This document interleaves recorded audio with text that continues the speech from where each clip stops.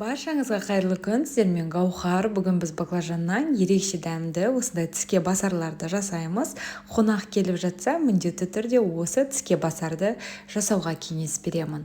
Алдымен бір жұмыртқаға шамалы ғана шым-шым тұзымызды қосып, жақсылап осындай қасықтың көмегімен араластырып аламыз. Одан кейін баклажанды осылай қатты жұқа да емес, қалың да емес, орташа қалыңдықта кесіп аламыз. Бірінші жұмыртқамызға, одан кейін кептірілген нан ұнтақтарына осылай аунатамыз. Егер де кептірілген нан ұнтақтары болмаса, еш нәрсе етпейді, оның орнына ұнды пайдалансаңыздар да болады. Жасалуына небәрі бір 15-20 минуттай уақыт өтеді. Үйіңізге қонақ келіп жатса, міндетті түрде осы тіске басарларды жасап көріңіздер. Кәдімгідей дастарханның сәнін ашатын ерекше дәмді тіске басарлар.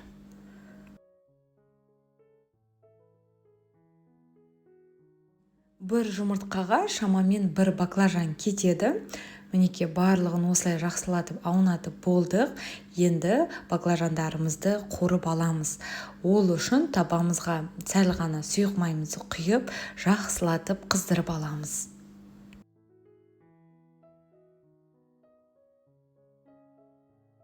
Қыздырылып тұрған табаға енді барлық манағы дайын болған баклажандарымызды саламыз.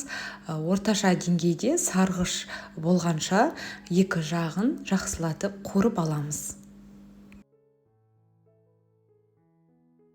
Бір жағы сарғыш түске енгеннен кейін енді екінші жағын аударып, оны да қоратын боламыз.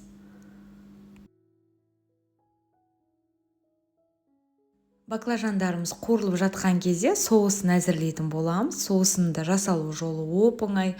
Бізге майонез қажет болады. Укропты ұсақтап тураймыз, одан кейін чеснок қосамыз. Егер де чеснокты қатты жақсы көрмесеңіздер, онда бір немесе жарты чеснокты да қоссаңыз болады. Ал егер де көп мөлшерде жасасаңыз, онда 2-3 дана чеснокты осы 3-тің ұсақ түрінен өткізетін боламыз.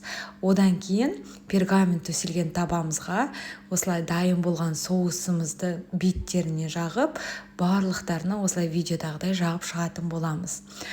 Соусымызды жағып болғаннан кейін келесі кезекте қызанақтарымызды дәл солай қатты жұқа емес, орташа көлемде кесіп, дайын болған баклажандарымыздың үстіне салып шығамыз.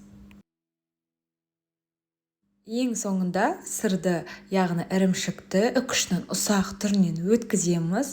Одан кейін осылай әдемілетіп қызанақтардың бетіне салып шығатын боламыз. Егер де ірімшікті көп мөлшерде салсаңыз, онда ірімшігіміз одан сайын әдемі болып, жаңағы шапочка сияқты қызанақтың бетінде тұрады.